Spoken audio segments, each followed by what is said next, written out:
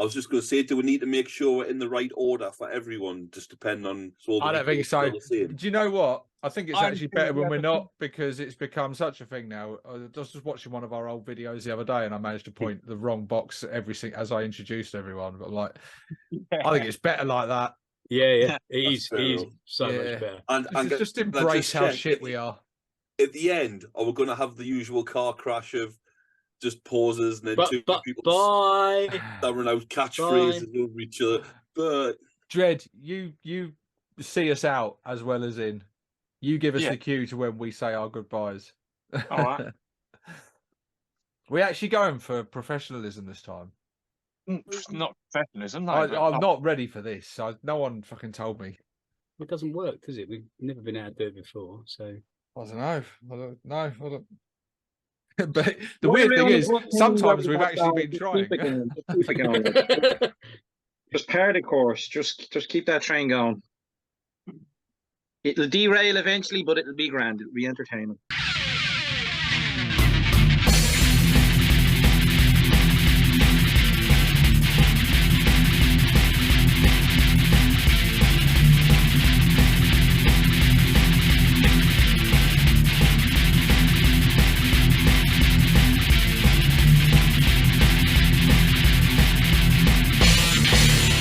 Warbosses of Da ApORKalypse!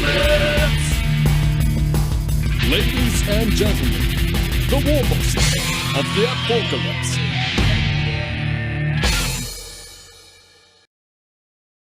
Greetings, boys and gits, and welcome to the Warbosses, the Orc Warbosses. I'm your host, Dread of Dread War Gaming, and today I'm joined by a full house of Warbosses. We've got the head chef himself, Clint, of the Essex Boys channel. Say hello, Clint. hello, Clint. We've got the boycott boss, Dwayne of Plastic Crack Gaming. I say hello, Dwayne. What's the crack? Know why you're the boycott boss. Also, joining me, we have the big deal himself, 6+ Steve-O of self-titled channel, obviously. Say hello, Steve-O. Hello. There he is. Hey. That's what I say, isn't it? Hey. That's you usually, yeah. I am the real Steve-O. Dim, the master of the long-winded nitpick, also in the house. Where are you? Hello. Dim? Hi, Dim. Hi, Dim. See, unfortunately, audience, I've got this phone thing going on, so every time I speak, I only get to see whoever else is speaking. I don't see everybody like they all can. And good to know. The orkiest smelling of all the bosses, Sid. The drunken orc. Hello. I thought there was going to be a compliment there for a second. Whatever made you think that? My sweet, naive child. Tonight, boys and gits, we are talking about Fluff. We're going to get our knickers in a twist and spin a yarn or two. Aha. That's my... The belly button kind. Hey! Hey! Don't lose your thread. Don't lose your thread. Yeah, exactly. Yeah, keep on point. Needle point. So, Fluff. That's terrible. Can we start again? I saw what you were doing there. You fluffed that one, didn't you? Alan Partridge was hosting this one. So you did them. Yeah. Feel stitched up, do you? I do, yeah, a little bit. Anyway. Did you spot Clint? Sorry, Clint. Did you fluff your lines, Dread? Totally fluffed up. No, today we're talking about Fluff because a lot of you might have experience. A lot of you might be new to the hobby. Many of you aren't, of course, but this is more for the people that are new in a sense that might be questioning, what is Fluff? Everyone keeps telling me, your army's not fluffy, your list's not fluffy. Why, sort it out, make a fluffy army. But you might be asking yourself, what even is fluffy? So we're here tonight to sort of, first of all, try and define what fluffy is and what a fluffy list is. And then we're going to talk about how we might have made our list fluffy, or our army fluffy, how we go about encompassing that into our army. And then last but not least, we're going to give you some pro tips on how you can make your own fluffy army, especially if you've just come into the hobby and you're taking most of your direction from watching other more gamey players building lists. So far, you might have had a bit of fun playing the game, but you think, well, yeah, it's nice having 3 of that, but it doesn't feel quite right. And these people keep talking about fluffy armies. What is that? I would like to give that a try. We're here to make sure you do. So, starting off with, who would like, and I'm sure I know who's going to say, me, who would like to start with a definition of what fluffy means? Me, sir, pick me. There he is. Yeah. Right, go on, Dim. So, a fluffy list is a list that a power gamer makes that's absolute brutal cheese and knows no one will play him, so he tells you it's a fluffy list. Because it's the only way some people ever get games. On a serious note, that cheery note. on That's a serious Dim note, plays every week. yeah. When you What happened to being positive for the first 5 minutes of the video? Like straight away. 30 seconds.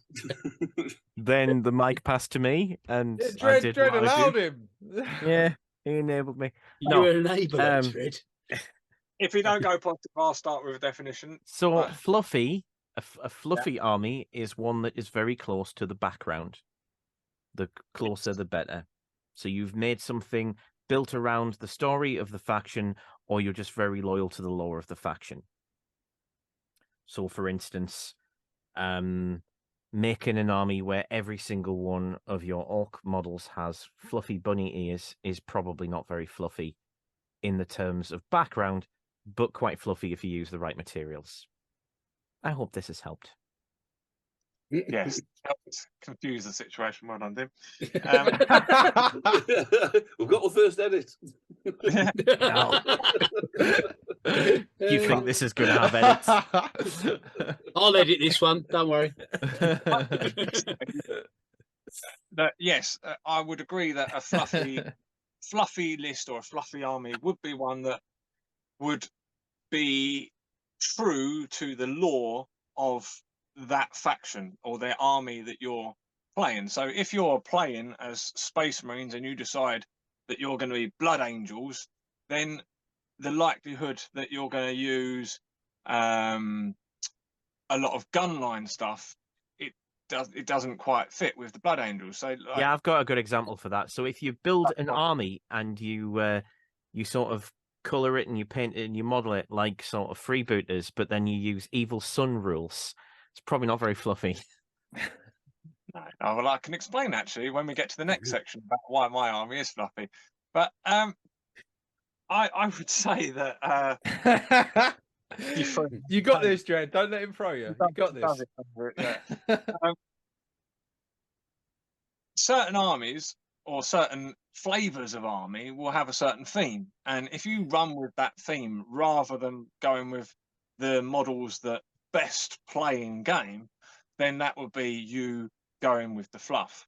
You can also, though, the caveat I wanted to add is that you can go on your own tangent. So you could take the lore as it is. So this is an orc channel, people know orc, so we'll stick with orc examples because I don't know others anyway. I don't really care about others. I was struggling with Blood Angels there. But in an orc example, if you were to say you want to do snake bites, then actually doing a lot of the new snagger stuff would fit really well with that. But if you were to go loading your army out with a load of battle wagons because they're the new hotness and just thinking, oh, I'll stick a few snake lifts on it and, you know, jobs are good, and it don't really fit. That's not very fluffy.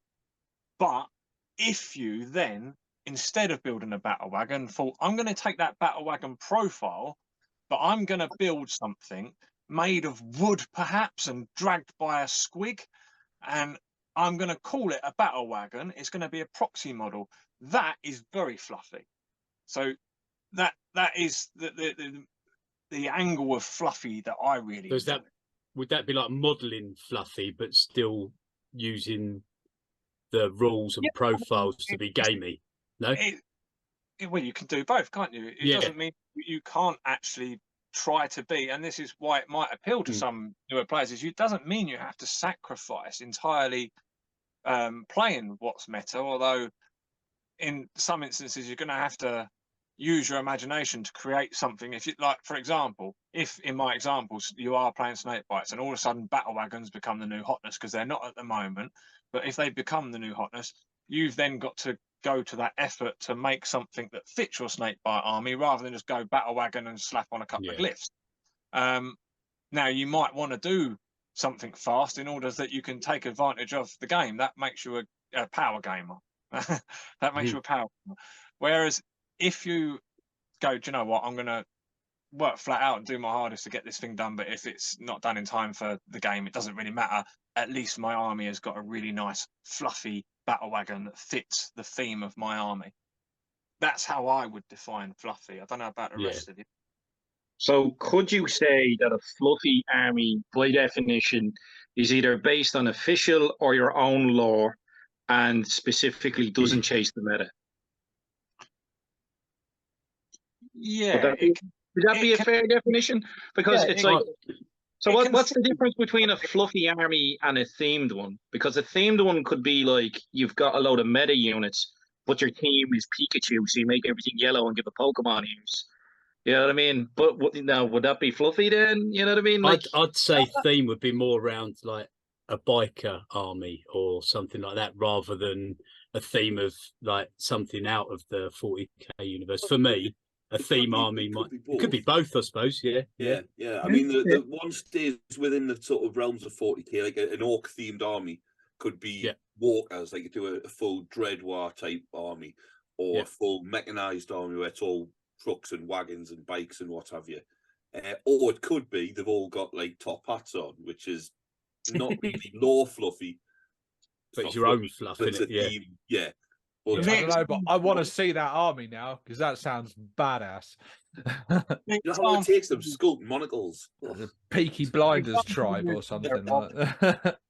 Of a Pikachu or Pokemon themed very meta list, I would suggest that if you was to go to a tournament and you was at the tournament and you saw all these people with all their lists with their fucking, 3 coats of paint and it's done just because they wanted to get it on the table, and then you come up on an opponent that has a meta list but they theme the whole thing around Pokemon, I think you would be well within your rights to go, wow, at least they've made it fluffy. Or, put some effort into the modelling.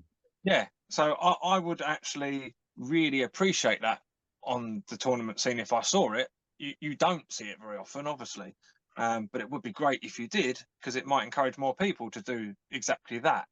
And that could be a new thing that people, I mean, wouldn't it be amazing if on the competitive scene someone did that?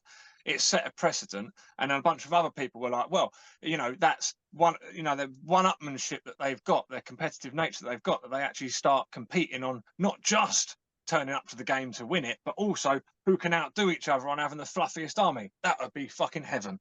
I think fluffy as well wouldn't just be about like the actual list, and it's about the modelling side of things as well, isn't it? If you've modelled something specific to your fluff or lore in the books or the codex or Black Library books, whatever, if you followed something, but then if you put the effort into modelling something, I think that's fluffy. You've not gone for it just because it is I think it's because it's something you really wanted to make. You wanted it in your list because you thought that'd be cool, rather than anything else. It's the rule of cool, isn't it? It's always going to be that, I think.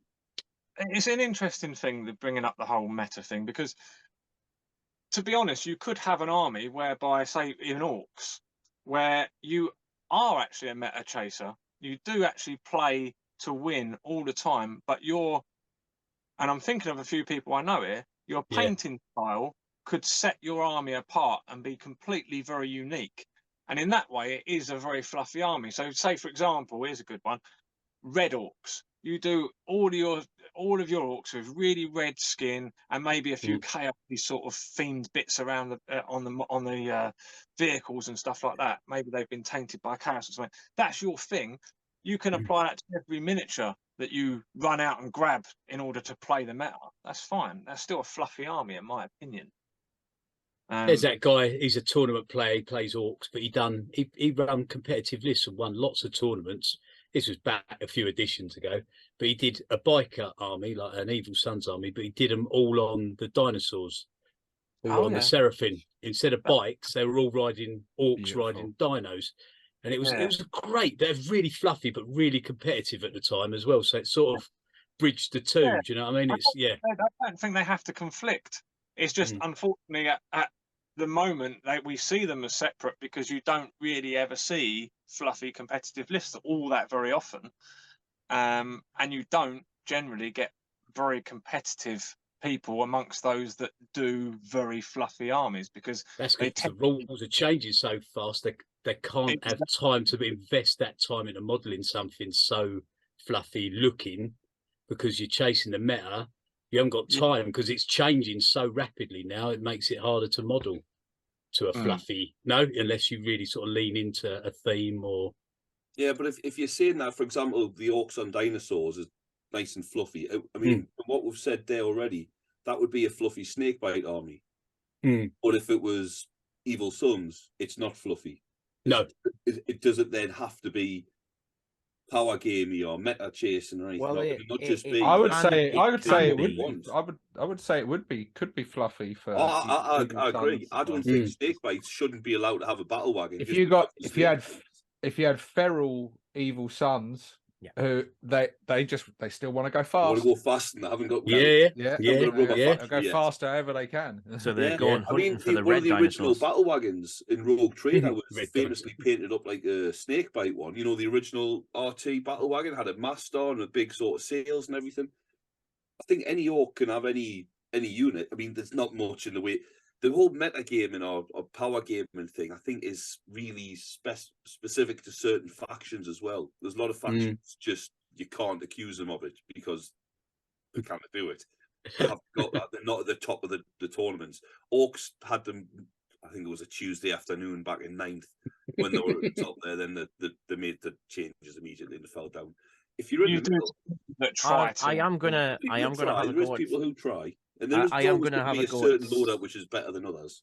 Well, yeah, that's kind of one of the things I was going to bring up because, like, one of the things that I always find kind of insipid and annoying, even though I understand it, is the preponderance of seeing a bunch of mech guns and every single one of these cunting guns is a fucking custom Mega Blaster. Especially when it's the same kit, so it's not even converted, which is definitely the worst of the worst. But it's just like you just keep on seeing the same units and the same loadouts over and over again. And these custom mega cannons are cool as fuck. They're boring.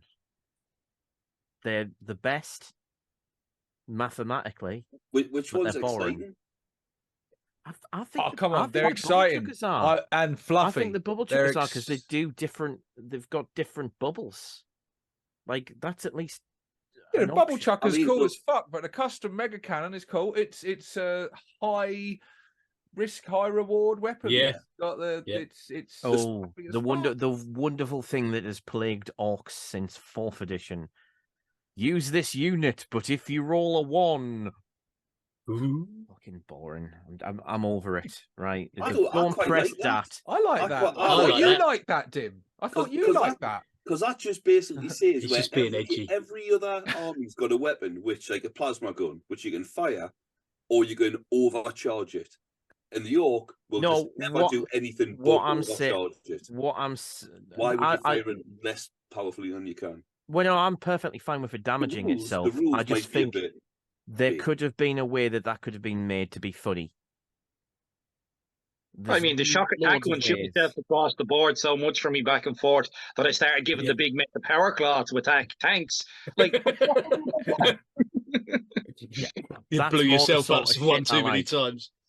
Yeah, that's more the sort of shit I like. Yeah, but none of the weapons do that. So I mean, out of the 4 mech guns, you've got the high risk, high reward. You've got the safer option with the smasher gun. Yeah. You've got the anti-aircraft one-shot sniper. Yeah, tractor gun. Yeah. And then you've got the random bubble effect. And if you watch the bat reps you see on the YouTubes, they always seem to go with the bubble chuggers. Yeah, I would pick the bubble quite chuckers good. over the custom megas any time, just because like you've got options. They're more interesting. Like a custom mega cannon's just kind of boring to me. Like, well, on to something else now, aren't we? A little bit too much. Let's get back to Fluff. One person I'm surprised to even hear myself say it that we haven't heard much from on this actually is Steve-O. Do you know why? Do you know what? I've been trying really fucking hard. I've been trying really hard because like, every video I'm not in, you fuckers will go like, "Oh, you know, to get a word in and that." And do you know what? I watched a couple of videos the other day, and I'm like, "Well, you shut up! You're well annoying." Like, but these were just your videos, weren't they? Yeah. I think I watch your videos, mate. So yeah, I've been trying to keep stum a bit look, more. you've been invited to speak if you keep quiet long enough. Well, yeah, exactly. It's lovely. It's lovely. I've never been invited to before. That's enough. Invited. no, we don't need to. You're already But, talking. I'm using up my valuable time anyway. I need to have like, what is it, like an 18th of time and 19th or whatever. Someone will do the maths for me. I don't know. But what does Fluffy mean to you, Steve-O? Well, I think it can be both. You can. Whenever I write a list for any game I play, I always try and do a theme with it.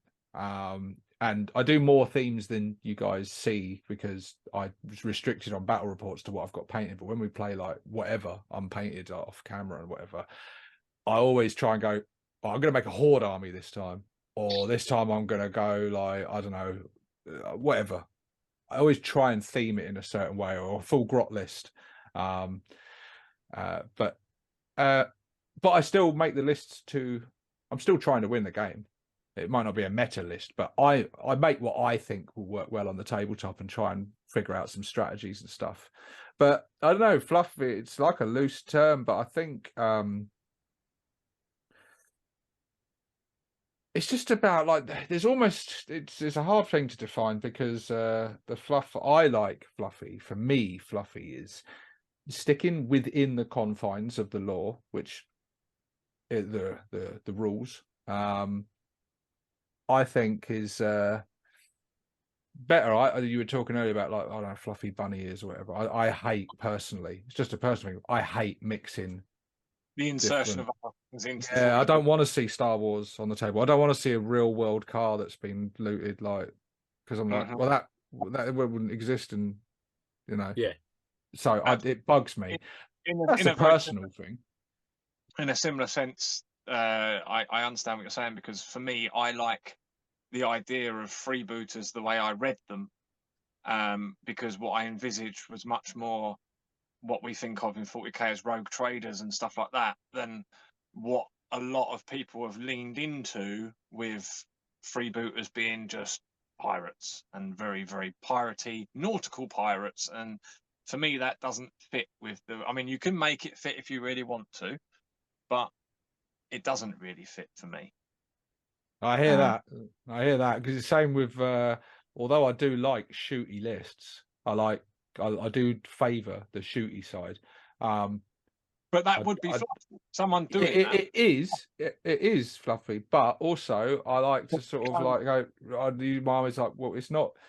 They do a lot of shooting, but they still get into the scrap, and it's not because of the special rules that has come with Bad Moons over the 8th and 9th, which are cool rules, but it's got people leaning a little bit almost too heavy. It's like, oh, they like to shoot, they don't like to fight. That's all they like to do. It's like, no, they're just rich as fuck, so they got really good guns. They like to show off, but they can equally show off with their massive big chopper or like custom power claw or whatever. Yes.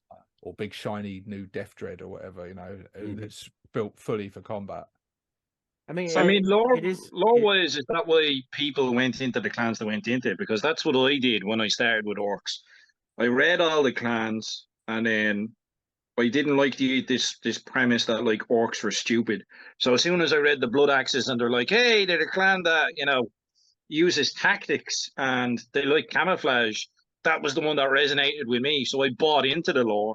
That's why I picked the clan that I picked, and I went down that path, which is, you know, following the fluff, so to speak. Definitely lore for me. I started with Goths because they were just brutal, and that what I thought an orc was really savage and just like a monster, because when you see it from the Imperial side, that's what they are, isn't it? Absolutely horrific and horrible.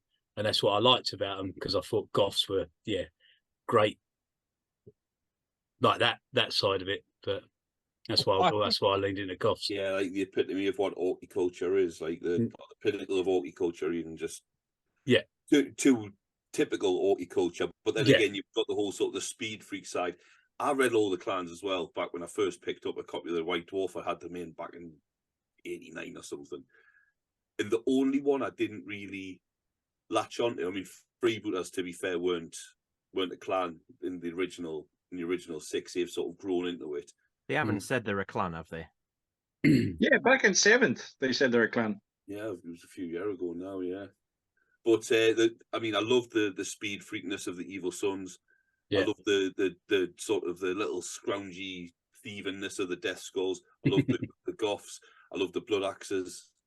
In the Bad Moons as well, to be fair, the Bad Moons were all just the idea of the shooting just so much darker, and everything sort of, it's all key parts of the makes up orcs.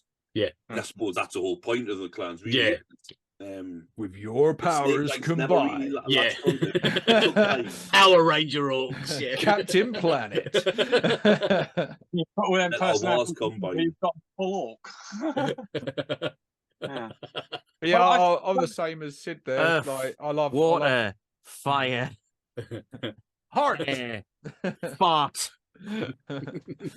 I always like give the other clans stick and stuff on videos and things, but the truth, I was saying, I think every single one of them is cool as fuck. And actually, it wasn't an easy choice choosing Bad Moons at first. It was like, struggle, but that's cool as well, thinking what you could do with each of them. But yeah, it's you say one of them didn't jump out for you, Sid? One of them didn't. Just a snake bites. Yeah. They didn't at first. Since I've come back in, that I can see the appeal to them, because you just see all these fantastic sort of, before they brought out beast snaggers and all that sort of stuff, you'd say mostly conversions, mind. A very tribalistic, feathers hanging off boss poles, and I think they're the ones you can do the most with, aren't they? They're the ones that you can do something really striking with them. It probably won't surprise any of you to hear that the first tribe or clan that I went with was Death Skulls. Evils. Oh. Even good. So I would suggest there isn't really any contention that there is two sort of definitions of fluffy, because there's the fluffy as in following the actual lore as written and theming your army around the lore and the theme the of GW lore, you mean? Yeah, GW lore within world and fitting your chapter or your clan or whatever. And then there's also being fluffy with your own fluff or your own theme, because fluff theme are slightly different, but you could have a theme, and I think running a theme across an army could be said to be fluffy, because you're putting some effort into doing that. I think GW have also lent into that a little bit, because they've left them the couple of chapters of Space Marines, their biggest selling army, that they have not defined, have they, what they are, or and they've left it open for you to do whatever you want, isn't it? The original purpose for the two missing chapters. Yeah, to do your own thing, isn't it? That's it. Yeah. Yeah. I think I like it. You asked me earlier, Joe. I couldn't really think what to say, but also like I think with the lore, it's like I like working within the confines of the lore. I think that's good, but I think it's at its best where you bend those rules and laws, and like if you can like take your army in an unusual direction that's perhaps a little bit counter to what they're usually known for, but you as you do it within your head, you create some sort of lore. And this because these ones are quite specific. It's like that. To your own rule. Yeah, and it's like it's slightly, but it's pushing, and I think that's when it's at its best, and you can almost explain stuff away. But I think it can be quite lazy, and people go outside of the law, break it too far out. Yeah, I don't actually think. I think it takes a bit more skill and thought to work within it. And how can this lore I've created for my army? How does this fit into the 40k universe and sort of work the lore like that? So to define it for the audience, I would say perhaps that building towards a fluffy list would be dedicating yourself to the pursuit of building an army around the theme or lore that you have chosen, rather than building it around just some other stimulus, be it gaming or just what you fancy, or what you can put your hand to. Maybe because I know you know someone that's got a back of a lorry that stuff falls off of. I don't know. Either way, it's deciding that instead of just he's not saying a crime has happened. No, he's not endorsing that behaviour. I'm just saying it's more dedicating the way in which you build your army to being about it fitting with your fluff and your lore. Steve will have his hand up. So let's. It's because he went blurry. I know him by now. Yeah, it's still. I don't know if it has got. I have gone blurry. You don't need to put your hand up if you need to do it. But GW do it themselves, don't they? They break the rules of their own faction. And like I don't know, Commander Farsight, Batal, a great example. Who's the whole is controlled by the Etherals and stuff in it, and for the greater good and things, and preservation and logical thinking and stuff. And Farsight's obviously a great example of that, of something completely different and unique. Yeah. Which it's kind of the point of fiction, though. In many ways, is fiction is almost always about exceptions. You'll establish a load of rules, and then break them. Your heroes will often, go about, like dismantling them through the narrative. Never tell me the odds. Like the anti-hero. There's loads of examples of this, of just the fact that, like you'll say, oh, it can't be done, and then your heroes will do it, or your characters will do it. But I mean, Farsight's a great example of that, to be honest, because there's a lot going on there with Farsight. But it's with Dwayne, like Gazgo and Yarrick. With Dwayne's Blood Axes, you could, for example, decide that you're going to have a bunch of humans in your army. What I do actually, I have a fluffy unit that I still haven't put together, but I bought, because I like some of the old school lore. So there was like, if you go back in the old days, there was the Imperial Advisor. So I bought. Did you ever see the Imperial commander or captain, the Imperial Guard one, where he's got a saber, and it's just right up to him, and he's bald, and I think he has a monocle or something like that. So I have one of them as an Imperial Advisor, and then I've a load of I've got some bodyguard from, because I'm thinking to myself, okay, so Imperial Advisor for the Warboss, because Blood Axes like do mercenary work as well. So the possibility of having Cadians in or whatever. I like the old lore where it's the orcs will rock in for their tribute, and they get paid their tribute off of their planets that they protect, pretty much. Like the space version of Sopranos, pretty much rocking in as orcs. The shakedown of the Forge World, or independent planets really that aren't under the yoke of the Imperium. And yeah, the Imperial Advisors is part of that old lore, and I have it. I just haven't gotten around to it. But I'm then thinking to myself, right, if there's an Imperial Advisor, who's he going to use as bodyguards in an orc army? Because there's knobs knocking around, so Khazarkane and Cadians aren't going to cut the mustard. So I got me hands on I think they're the third or the second edition Ogrins, the old school Ogrins. Because if you think to yourself, lore-wise, who are the only things that like orcs would respect to leave them alone, and if they get too close, they'll do their they'll just smash their skull in and laugh. It'd be Ogrins. So it's like you can do that. You just have to maybe proxy it as another unit. You could have them as, I don't know, flash kits or just knobs if you wanted, or make a unit with your mates. Just make up like, or use them out of the other codex.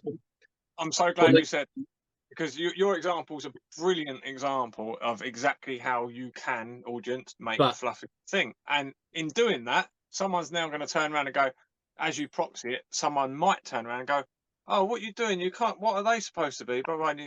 And that's when someone should interject and go, well, that's really fluffy. That's why we're allowing it. You know, that's why that's old law. Hobby, and to not allow it to happen would be completely against the whole ethos of the game. It's not just a game, and it's not just about rules and playing this game. It's about the privacy. It's the spirit of the game. It's also not just about the current incarnation. I've noticed this worrying trend recently. Whenever I bring up like some old law, people go, "Oh well," without bringing up the old law, because we've got the new law now, and it's just like GW read from that old law all the fucking time. I thought, but we can't. The latest one of the latest Orc books, the Warboss novel, they've got an Imperial advisor kind of in that, but he is a prisoner. He's not actually a paid guy. They sort of got that, you know, but they've kept him prisoner and they're using him to get advice and intel and info. So you could still use it, even using the modern law, you know, without to some. I don't think there is. I don't think there is such a distinction, to be honest. I don't think there is such a thing as modern law. Like, I mean, and the thing is like, just because, I mean, it's weird. I tread a weird, odd line because, I mean, strictly speaking, I have a Rebel Grot army, and there are still a load of Orc players, including Orc players from the old days, who don't even think that concept is remotely fluffy. But I consider myself to have a very fluffy army. That's in the same novel, isn't it? that Warboss novel, it's littered with the Rebel Grots. Like, it's the whole centre of the story. I think Dim's right though with the fact that you can't disregard the old law because there was a fucking wealth of old law with like books just devoted to the law. I mean, War Orcs was it War Orcs that was just law? And we got data sheets in, Then you got freebooters after that. It was loads of law. Now, if I was to put all the new law into a book, it'd be a pamphlet at best, surely. There's not that much new law. I mean, it isn't so much a book. Not new law, is it? No. As a ring binder. Like, literally a ring binder. Because one of the earliest things commissioned for Rogue Trader. But it's just full of law, and it's all good. There's a couple of bits that don't work now, but most of it would, even with a little bit of a twitch. Doing Rogue Trader reprint, I really hope that while the Orcs and I genuinely don't think we're going to get it. I mean, I do. It'd be so cool. I think they will. I hope so, but like, make money off it. Why would they not do it? They're going to make money out of it, aren't they? So definitely so. Yeah. I like the old lore and I like the old rules because, like, if you pick up the old codexes, you'll pick up stuff like the rules for the little wagons, and then it's talking about how like blood axes love nothing better than looting an enemy's vehicle, leaving the original paint job on it, and then send it back out to attack the enemy with. Because part of the confusion then is like, you know, well, where are our own units attacking us? That whole division we sent them out, where are they attacking us now? And it's like, well, the Orcs have looted it. Like, so I like that aspect of it too. Like, you can have fun with it, just looting chimeras and rhinos and land raiders and the like. Yeah, it's probably good. It's probably a good venture at this point, but following on from what Scar said, to point out that, like, it's not necessarily fluffy in Orc terms to just go, right, okay, so the clan that loots is Death Skulls. If you have a looted thing and it's not a Death Skulls army, that's not fluffy, because that's very wrong. Yeah, that's wrong. And in Dwayne's example there, I've got a really good conversion idea for Dwayne. What he could do is take an Imperial vehicle, paint it Imperial colours, like their camo, and then go about chopping some bits off, get the plasticide out, make some orky shaped bits of armor plating and stuff, patch them on there, and then do an orky version of that camouflage that's behind it on their panels. So their attempt at trying to mimic, so it very clearly has been damaged, very clearly patched up by Orcs. You can see that because it's got the panels on, but you can see that they've even attempted to make it look like the original paintwork, but they failed. But it looks similar. that'd be a really, really good conversion and very fluffy way of you having looted vehicles in a Blood Axes army. But then you can use that. So, like, if you were going to do that with your vehicles, you can actually tell a bit of a narrative with it. Where, you know, if you have fun with it, and it's like, right, so how did this vehicle get knocked out? Right, they knocked the drive gear out or whatever. So you could emulate that with the damage, where the shot went in and where it came out again.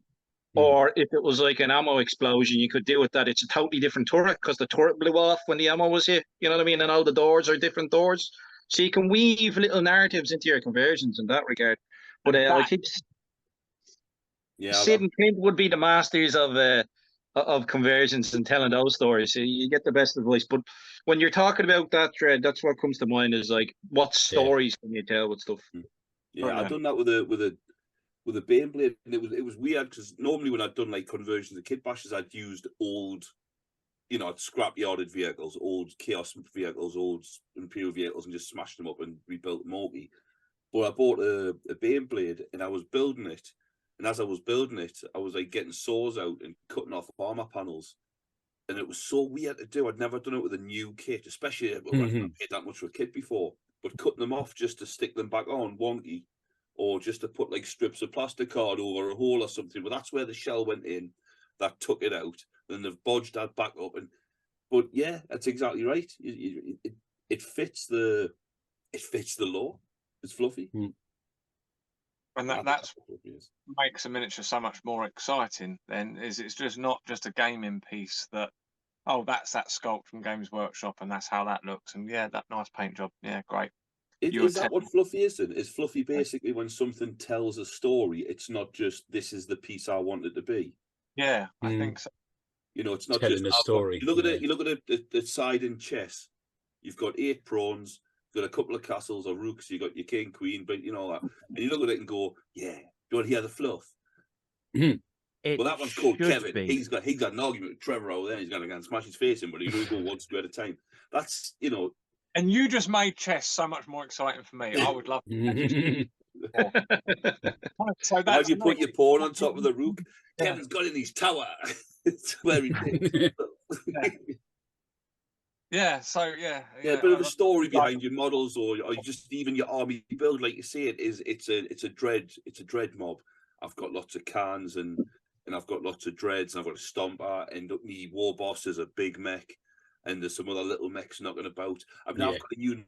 I was building that, and I've got all my grots. I've got 2 units of grots, and they're all grot aids. They've all got spanners and hammers and saws and blowtorches instead of just the, you know, little knives and shooters, because I thought that was a fluffier grot mob to go with all the walkers. Yeah, nice. I think giving characters or miniatures, even down to boys, giving them names and a story certainly leans into being fluffy. It certainly pricks my ear and gets me excited. I like that. You know, like we all know Bob. We all know Bob the Grot. You know, Bob the Grot. I got the same feeling when I read that novel, Brutal Cunning, and I loved it so much. I listened to it so many times. I really, really enjoyed listening to the audio, but loads of times. I ended up building a Warboss exactly like it was depicted in the thing. I put a squig on him, gave him a little grot. Nizquick, the little grot, he's standing on a Skitari because massive snaz hammer, you know. And then I built the mech to go with him because do you know what I mean?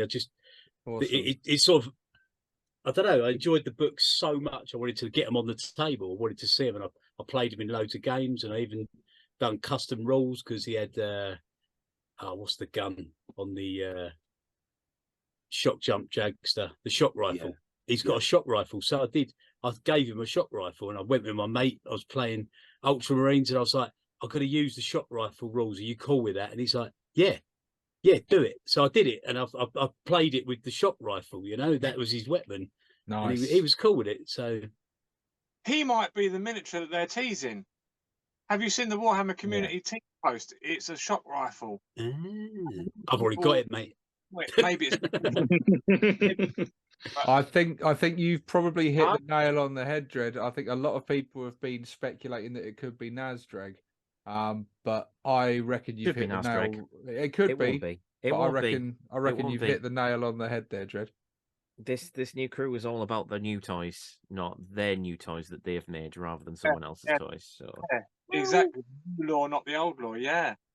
Oh, you're so right. What's his name? Sorry, Clint. What is the character? Uftak Blackhawk. Uftak Blackhawk. Zogging Blackhawk. Uftak Zogging Blackhawk. I do disagree though. I think they do both. They still. I mean, Sometimes. you were just saying earlier, you dig into their old law all the time, constantly. I mean, look at it. We got back. We got obviously Gazzy and Makari. Well, it's just like all players have been crying for. All players have been asking for Nazdreg to come back for about 4 editions at this point, right? It'll just typical. They'll finally do a Badman character, and it'll be nothing anybody's heard of other than 4 years ago. I just well, they might do both. Typical. They might do both. I'm sure they've mentioned Nazdreg. Yeah, he has been mentioned. Mention him every now and then, but it like without. You did get Snagger. Yeah, he's well old.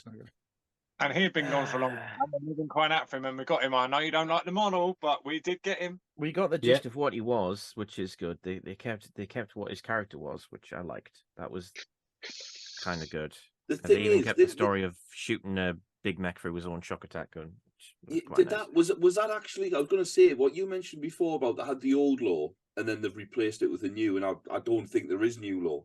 Because that whole thing about shooting a mech through his own shock attack gun after he'd missed some of his grots, I remember that from the old law, but I don't remember reading that in the new law. It might have been on the, I mean, where would it have been? The community site.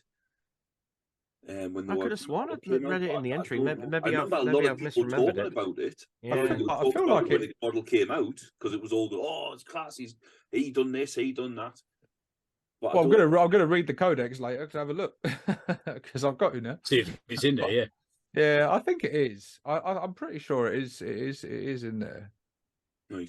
But I don't know. Is everyone modelling tonight? Is everyone doing anything fluffy tonight? I've been painting speaking of fluffy, a bit. But... Speaking of fluffy, I've green stuffed up this. Outtakes buildings. I've green stuffed up this grot with the green stuff hair. I've given him a quiff because it's very important, to make sure that grots don't have bad hair days, because that would just look quite terrible, wouldn't it? I'm painting up some guys, but I've got a load of fluff stuff on my base. Does that count? Weird, because it looks like a lump of blue tack on his head, but I'm not sure. Well, the light's not great. I'll chuck a picture up in the edit. Well, I've got nothing. I've actually got a clean desk in front of us. I'm working on Bloody my hell. battle wagon challenge. You shouldn't really give away too. He's got a few pasty crumbs on it and that, but no miniatures. I've been doing my video all day.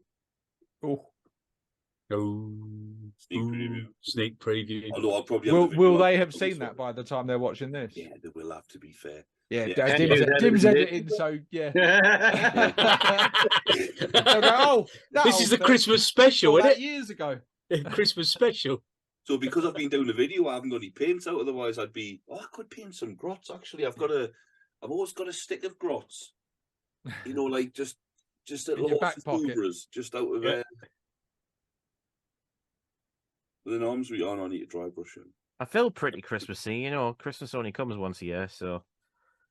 Well, I have on my desk a fluffy project. I am taking the Warhammer Trolls, of which you can only actually make 3, but they come with a few bits that you could almost make 5. So I was determined I'm going to make 5 into killer cans, because some of you might remember I made what do you call it? It's the bigger Dank troll thing.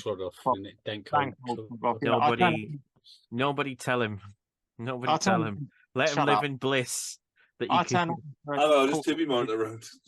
So he's got a leg, a robotic leg, and he's got a dread claw, and he's a 40k. He's been 40k'd, so he's a dread. So they're going to be cans. So I've been working on those. So I've been green stuffing, and so I've given them claws and saws, and now I'm picking out weapons like this guy. He's going to have a shooter up there on his hand, on his arm.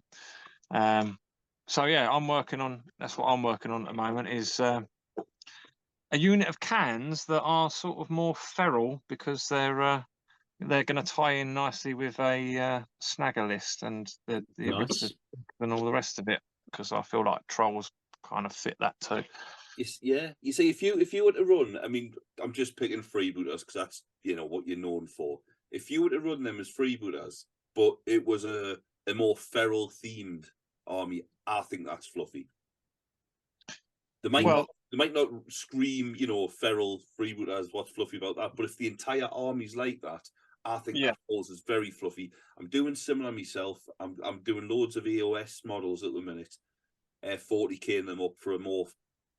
I don't know if it falls into snaggers, feral, savage, snakebite, whatever. I don't know. But it's all more. Well, feral is the only word really. Yeah, I get. Yeah, I'm in the same sort of conundrum myself in that they're not snake bites.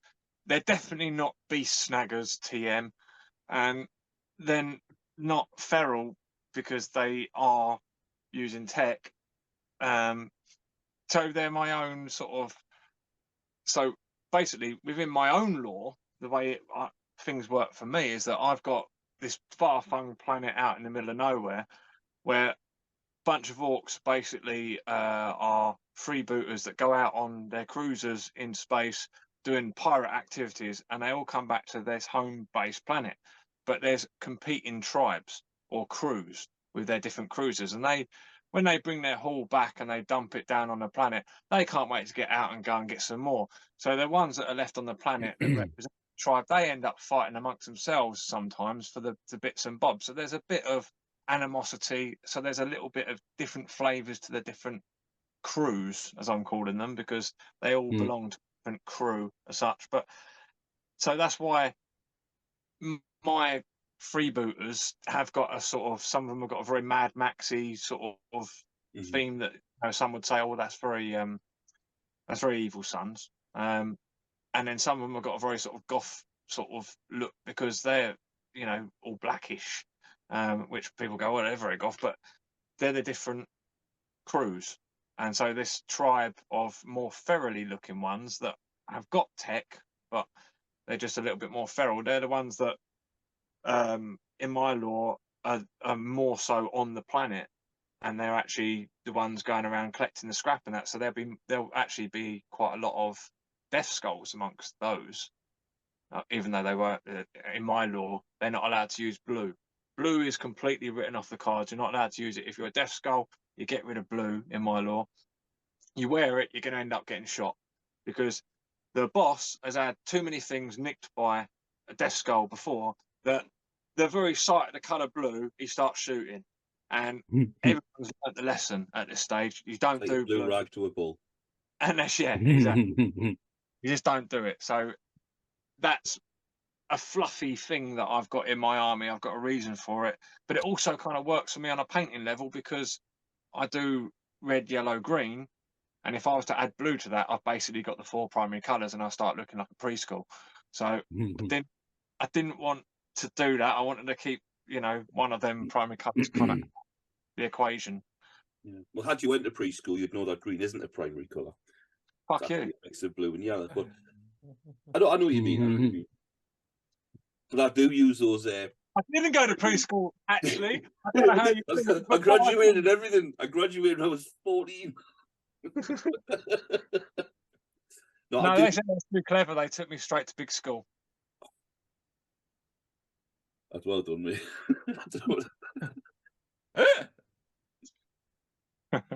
Where the hell's this going? I'm going fluffy with mine at painting at the moment as well, but in a different sort of respect, because I'm making a band.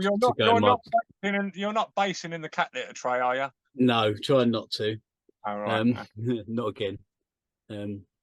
No, I'm trying to make a band up for my Blood Bowl stadium.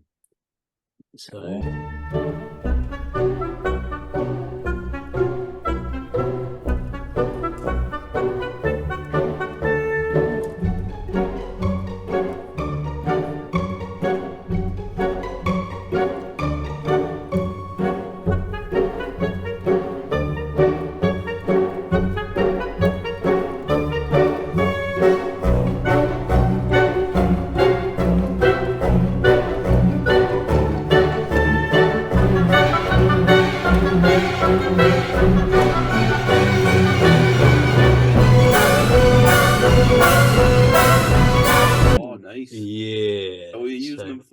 Look at yeah, they're going to go in the Blood Bowl Stadium because I've got some new teams painted up for Halloween. So I'm going to have a little Halloween game with my son and then record it for the old YouTube. And I need a band. Got to have a band in the stadium. Are you running the actual spooky team? I am not the Vamps. I haven't got the Vamps. The necromantic. No, not the necromantic. No, I've got the undead. The pumpkin heads and. No, I'm doing that. I've got the shambling undead. Oh, shambling, yeah. Yeah, and I've done some Skaven as well. I almost bought the vampire team today, but I decided to go and play golf instead. But yeah, so yeah, I might see if but I don't think I'll get them painted in time. But I will say, who did you play golf with? My old man. Oh, so was it for Pa? Fucking hell. Well played. Well played. Oh dear. I'm sure I heard it. Well put. Oh, he's on the ball, isn't he? Oh, nice. Well, you would. I'll keep teeing them up for you. That one was a bit rough. To be fair, yeah. I'm painting green now. So, anyway, have we any advice and tips for our viewers on how they can make their lists and their armies more fluffy? Or Give names. Name things. Name your characters and name your vehicles. Name your units. I do that with everything. Everything in my army, every unit, every character. Yeah, because you've got a name as well. I mean, we all know Snap and Pop. Even we know your, and it so it gives your army actually a real sense of character amongst other players because we actually know the names of your units. And do you know what as well? I don't think my lore. I mean, I'm painting at the moment is my feral orcs, and they're bad moons. So I thought, it's quite. But I'm working in like bad moons, all kind of about tech and money and stuff like. Work that with ferals. But they're going to be like the lowly sort of the lowest of the low. The bad moons just utilize them in their list. The rest of the tribe, they're just there to sort of charge in headlong and soak up the fire, and they're useful in a fight. So and they can sort of, they're quite simple folk as well. So the bad moons can get good deals with them for giving them some rusty old crap slugger or whatever, or an old knackered chopper for extortionate prices in teeth. But also my games have inspired my lore. So I like to incorporate other people's lore. So like I see my tribe, they have a genuine rivalry with all your tribes. Dred's tribe in particular, like they've got a real rivalry with them. And I take the games, the wins, the losses, and everything. They've had some rough dealings with the Necrons, thanks to Nick, and Voldemort's Blood Angels. So I'm even like in my last games with Voldemort, he beat me, and I kind of worked this into the lore of these guys. So my tribe got beaten. They managed They must fucking hate mine then. Yeah, well, yeah, they fucking do. But, so Gashnak's like lost the battle. He's managed to escape, and they've got out of there. And here's as the best villains do. I'll get you next time, and they come back to the planet. But the Blood Angels didn't do a very good job of purging them. So when they come back, they find that in the outskirts of the cities and stuff there, and out in the wastelands and stuff, feral orcs have started to appear from the spores from the last time they were there. So they've just re-recruited them back into the tribe. But I think it's great the games you play can bring the lore in. If like Essex managed to like fucking kill Bob or whatever, I work it. Bob escapes. He somehow finds a way out. That wasn't really him. He pushed some other grot in the way or whatever and tailed it out of there or whatever, or Yeah, the or if, Bobby double. yeah, or if the boss, like if Dread's boss manages, Although to he is kill, a rebel kill, bot now. yeah, if Dread's boss manages to kill my boss in a game or whatever, then next time I can work that into the story for our next game, that the boss he's been patched up by the docks and he's, you know, looking for vengeance. And so I think your games, if you mix the lore of your army and the story in with the games, like the story unfolds in front of you, and then you can, and I think that's brilliant. It'd be another example inspired right there by you and what you're saying with your army is with the ferals, like you're saying, they're like a meat shield unit, and the bad moons are selling them the dodgy weapons, the rusty old blades, and the crap shooter that doesn't actually work properly, so you're gonna have to get stuck in. If they're selling them that crap, then one thing you could do to, I know you're not going to because you don't like it too much green stuff work, but one thing you could do with the ferals is if you've got any that have got trousers, you could have them with their empty pockets pulled out, so that they can't even afford trousers. These fellas, mate. Get some snips and just cut all the teeth out. Yes, brilliant. There you go. See, an idea shared. Have a feral with a shooter and need teeth. You know? How do you get that? Brilliant. That is the epitome of Fluffy in Orkiness. That is brilliant. Very good, Sid. I'm really glad I gave you that idea. You did. I heard you talking about it the other day. I thought I'm having that. I know. Yeah. I'm wearing blue. You know what I mean? It was down in the footnotes. We talked about it earlier, guys. Honestly. Yeah, I think it's important to work the story in. But yeah, I did see your skull gear stick, Sid. Sorry. I think it's great to mix that in with your games. So your games just aren't about just winning and losing like points or whatever. It's about creating a story and that on there. And that's why a lot of my the lore can enhance in the game. Again, you do think play like the lore would play as well, and do that. You'll have a more enjoyable game. 9 times out of 10 it won't work, but you'll have a laugh. It'll be a lot more fun, won't it? Yeah. I mean, that's why a lot of my first orcs that I did, my goths, they're all based on dead Ultramarines, because my brother used to play Ultramarines, and I hated them. So I used them for basing. Yeah, so, your boss piles of all them space exactly. They're going to be the colour of the chapter the guy you're playing. Yeah, exactly. The mate I play the most who plays Ultramarines does get the hump, because I'll stay every helmet on the base is blue.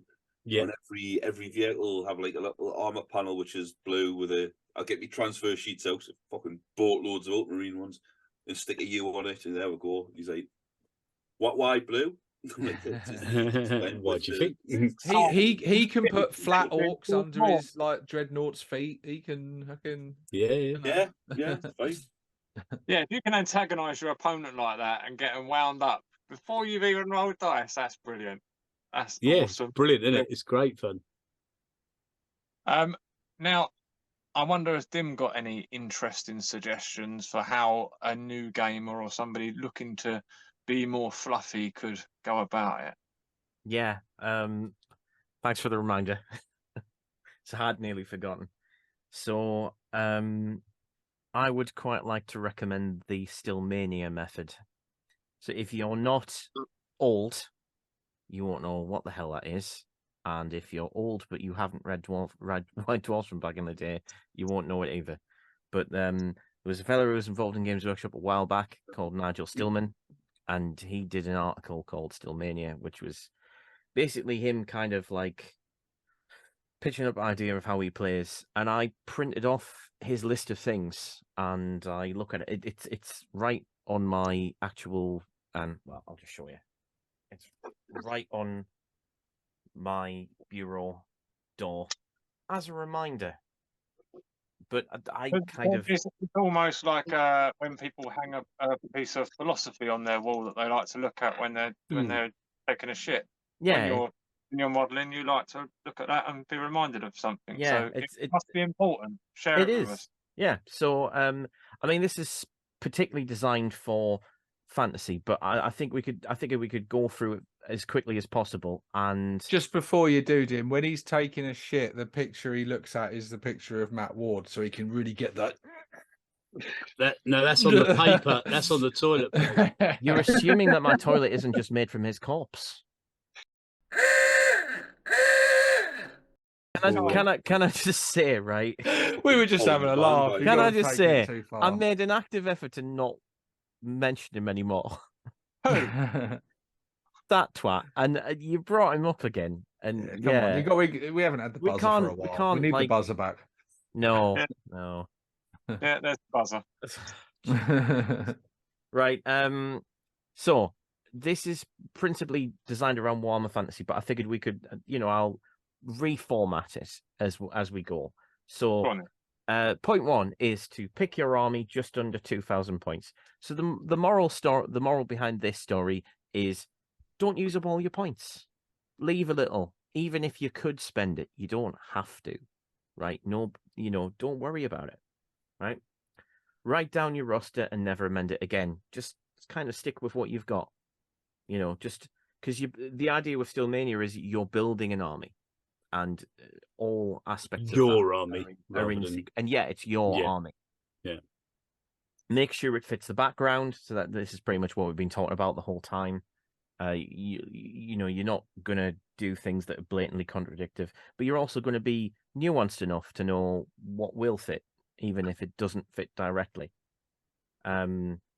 Collect and paint the army, give it 3 coats of gloss varnish, and then never touch it with a paintbrush again. Basically just means don't paint it again once you're done with it. Just, paint it once, be happy with it, move on. Broken that quite a zen approach, I think. Give every character and regiment a name. We've already mentioned that before. Absolutely. Name your squads, name your characters. You should be doing that anyway, in my opinion. That's what every general should do. Do not even possess extra alternative units. Just stick with what you've got. I sometimes don't follow this because obviously it can get quite boring sometimes, but I think it's definitely a good principle to not worry about following meta. If you just abandon the bloody thing and just build your armies, within the limits of what you want to build, I think is a healthier way to live in the hobby anyway. Might not win you many games, but I just think it's better. Make a carry case that fits the army exactly. This is just doubling this point. Fight every battle with the same army and never change anything in it. I kind of admire this approach, just because you're gonna. I think the moral to take away from this, the lesson behind it is learn from what you've taken. Don't just dump something because it didn't work for you once. Use it again and again and again, and you'll start to figure out its foibles. That's true. Yeah. Learn your army. Yeah. Fighting big games with just your 2,000 points, and to hell with the odds. So basically, don't worry about balanced engagements necessarily. It's kind of a good lesson to learn. I think more of us could do with learning that sometimes. Although, having played first edition AOS, I kind of don't really like that point as much as I used to. Some of the best games I ever played were without points. They were just with units. Yeah, I had some brilliant games like that. I still think points are really good for guidance. They are, but yeah, as long as you've got somebody who's like-minded as an opponent, then you're right. I just want to say as well that's the issue of White Dwarf that article appeared in that Dim was reading, issue 221, which I have been aiming to do a video on for a long time, and it is still coming. But that very article that Dim read out, is funny that it's sort of stuck with him for that he's going to pin it up his wall, because it stuck with me because this is my very first issue of White Dwarf that I bought, and it's one of the first articles I read, and that whole article, including that snippet of it, just stuck with me. And it's the issue before the one that I did. Well, it's 222. Guys, we found a bonding point. Almost the same one, yeah. But I have read Still Mania before. We are only halfway through, so I will get through the rest of it quickly. Never vary or change your army in any way. Resist all temptation. That's just doubling the point again. Model every magic item on the character who carries it, no matter what it is. more people should do this. If you've found a cool relic, if you've got a cool relic, stick it on the model. I mean, yeah. The only issue with this is GW loves to get rid of things from book to book, which is annoying. But in the moment, it's still the best attitude to take, I feel. Someone went and made themselves a Warboss with a thinking cap, for example. Gone. Yeah. What you see in your army is what you get. Take this literally. That's just WYSIWYG in it. That's where I suspected that's pretty much where it comes from. Is probably from Nigel Stillman. I wouldn't be surprised. But again, I think this is just a good approach to have. If you're in a modeling hobby, you should be modeling things accurately. Yeah. Always give your opponent the benefit of the doubt. Just good sportsmanship. There's not enough of it in this hobby anymore, I feel. Oh god, I'm getting crotchety on that one. No, but, I think there is on that mind. Not competitive maybe. I don't know, but just in fluffy, just in friendly games, I think there's plenty. Yeah. I don't think there should be a difference between friendly and competitive. I think really, it's always going to be. I just think the competitive lot need to fuck off. Clear English. Die. But anyway, just competition all in all. Yeah. Who cares if your opponent knows your army composition by heart? Yeah. Well, let the only surprises be your deployment and your tactical moves. So. Yeah, just concentrate on using the army well rather than learning metas and weird combinations. Shrug off defeat, learn the lessons, keep on practicing, play for the fun of playing. Just good overall advice. And when you win, the excellence of your generalship will be beyond doubt. Which is the bit I like the most. I would interpret most of that to be an attitude to take rather than strict rules to follow. Yes. Yeah, of course. Yeah. A lot of it makes perfect sense and is good. I don't agree with the majority of keep your army the same. I couldn't. Do you know what? So the best thing in that, what's really good in that whole article, that's obviously Nigel Stillman's take on it, but all the different writers and things all have a different column in there, and there's a lot of counterpoints to that, which is really interesting. That article actually, that they all come at it from different angles, so it's sort of different to everyone, and it's I've got to get on with that. I think now all the audience are looking forward to that episode, so you best go crack on with it. Yeah. The thing I don't agree with the thing about keeping your army the same is that would indicate that when you get to 2,000 points, you're done.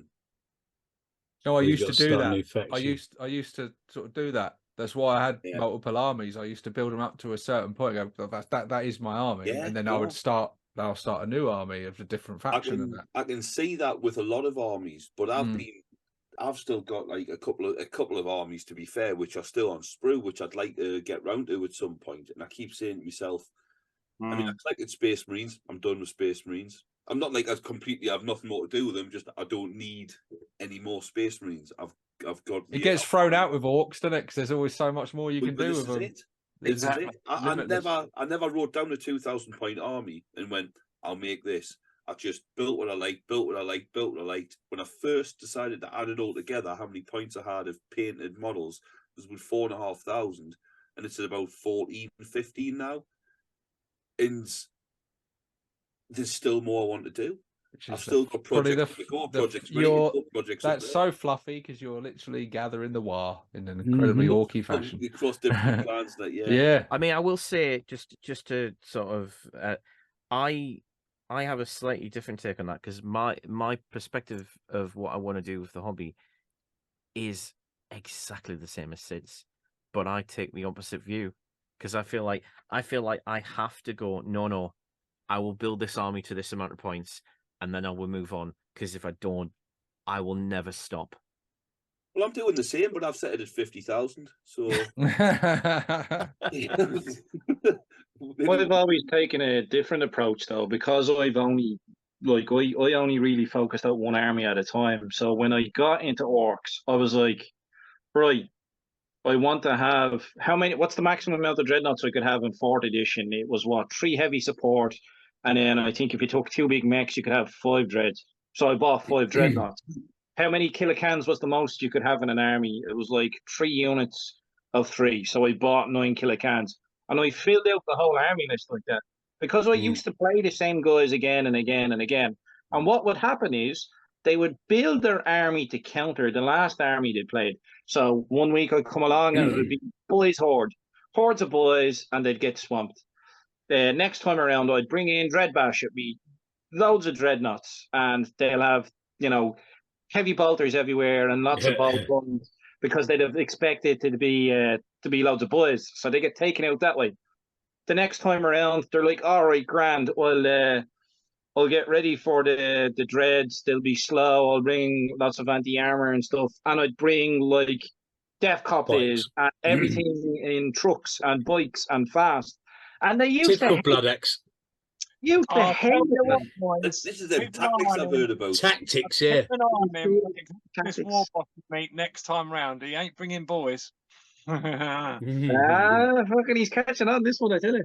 When I'm telling mates, we always have a chat first. I'll say, right, what do you fancy using, what you're going to use, because I don't want to be a bit too skewed.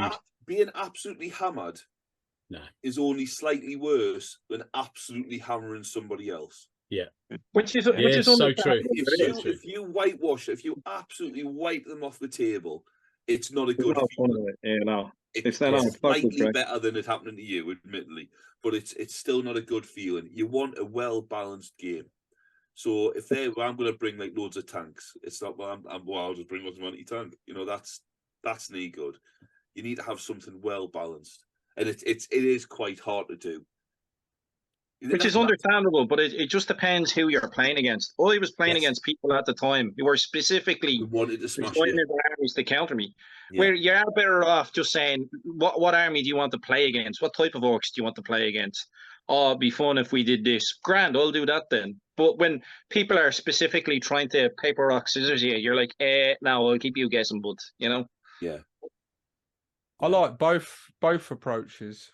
I play with whenever me and Reroll Joe, where we play, it is literally an arms race every game. We're trying to grind each other into the dirt, and most of our games are really, really close, right down to the wire. Like the last dice roll of the game will decide it. We've had loads and loads of close games because you're playing with the same mindset. That's why. Yeah, but we've also had some games where he's smashed me into the fucking dirt, and I've done the same to him in a couple of games. But because we played so much, it's not too bad. It's like, yeah, you fucking deserve this. You beat me in like the last 7 games. Like, you're getting this. Like, and what's he using? It's Deathwing usually.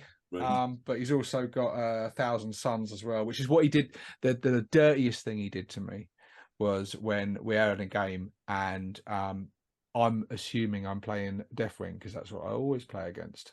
And I've tailored my list in fashion. And he turns up with 1,000 Suns, with Magnus that he's just bought and proudly placed. I'm like, oh, you fucker. Like, I'm totally not tailored for this. And I had the exact sort of list. It was because I had all, you know, vehicular dread mob. All that armor didn't mean shit against all their mortal wounds he was throwing out from the psychic powers. He just decimated me. This is why you write 2 lists when someone comes to your house. Carry the right one down the stairs. But then equally, like sometimes me and Nick will decide what I've done with Voldemort when we've played. We've gone with a theme. Like the very first time I played Voldemort, I said, well, look, I play, how many dreadnoughts have you got? And he was like, I've got a few, because he was thinking about what he needed to get painted up ready for the game. And I said, well, look, I'm going to come at you with a dread mob, so it'd be really cool if you just field every dreadnought you got and we just do a dread smash, you know, just like do that. So it was cool to theme, and done the same sort of thing with Nick, where we've sort of decided pre-game, like, let's make this a fun game. And we'll do, if I'm going to do like a grot theme list and you do this theme list, so just to see what happens. It's fun. That's cool. Again, yeah, it depends on your opponent. You know what they want, and I disagree with you there. So actually, I prefer getting smashed than smashing someone else. Because I felt terrible when I smashed you, Stephen. Yeah, but I don't know. I think I'm one of the best losers. I've had lots of practice at losing games, so I'll just. You're one of the best losers I know, Steve. Yeah, I know. Thanks. That's deep. Oh, I always take a loss really well. Do you fuck? Yeah. I'm awful at it. Part of the reason why part of the reason why I even got into orcs was to make myself a better opponent, because I can quite frequently be not a good opponent. That's why I got into orcs in the first place. Was to I get frustrated sometimes. Well, I've had moments in games where I'm like, "Oh fuck me, it's just frustrating." But what I do is I change the goalposts in my head. I'm like, try and make one thing do something epic. Yeah. It's turn 3 or 4. I'm fucked. There's no coming back from it. I've lost the game. Right. What's my? I'm going to take out his boss. Yeah. I'm gonna. Sometimes it's just survive. Sometimes it's like I'm going to make sure something one model left. He's not. You might have won, but you ain't wiping me off the table. Or like you say, that lord that killed my lord, he's getting it. Everything now. All I care about is killing him. Fuck the objective. Kill him. Personally, I don't feel like I've played enough games to actually even care whether I win or lose or how the game goes. For me, as long as I look good doing it, it don't matter. You have a long way to come then, mate. Fucking my army. As long as my army looks good losing or falling apart, I don't care. It's fine. As long as it, looks good doing the part. It's fine. I'm not sure a battle wagon doing a 3-point turn at the back of the board is necessarily but You're watching Maureen from driving school trying to get the battle pivot. There's a perfect example of me not understanding the rules properly, because I thought he didn't even need line of sight, so you can just sit back there, boom, boom, boom. No, Dread, you need to move that out. So, well, there you go. See. Oh shit! I was loving the whole. Oh, I'm keeping this here just so Scar can't bring in his unit of commandos. I'm like, well, what do you expect them to do? But it was hilarious for me. I have to say, your Warboss being Billy Big Bollocks and then getting the absolute shit shot out of him was memorable. One of the highlights of the game for me. That was fun. That was fun. Absolutely. That was good. Yeah, but that's a memorable moment, isn't it? That's a bit of fluff, isn't it? That's what's important, isn't it? That's what's important. There's if it makes like this has got very little chance of succeeding, but it's going to make a cool moment, and that's tell a good story. I'm always disappointed if people like avoid a cool moment for a tactical. It's always like, well, that's boring, isn't it? Like, no, I'm going to withdraw because I don't think I'm going to go over. It's got to be fluffy, like Gasco picking up a knob by the scruff of the neck and charging towards a KMB dreadnought, holding him as a human shield, just to soak up the Overwatch, so he can then smash it down with his claw. Fluffy. Yeah. You see, this is so. There we go. We were playing for fluffy reasons, because I don't suppose any one of you can actually remember. I certainly don't. What the end score of the game was. I remember it was close. That's what I remember. It was a lot closer than I thought it was. Yeah. At a certain point, there was a gap, and then at the end, there was. It was very close at the end. I'm sure Jude is in the comments right now, giving the exact answer. But it's like turn by turn point tallies. Yeah. And who was it? Read it out. Well, after turn 4, it was 48. He's going to have a career in the future. That boy, I tell you, he's going to be. Yeah, they've got gaming coaches and stuff now. How ridiculous is it to have a Warboss historian? Well, if I have enough money by old age, I'll need him around, because I'll have dementia for sure. So he can just tell me everything I've said before. I've already fucking got it. What are you all doing in my front room? Who are you?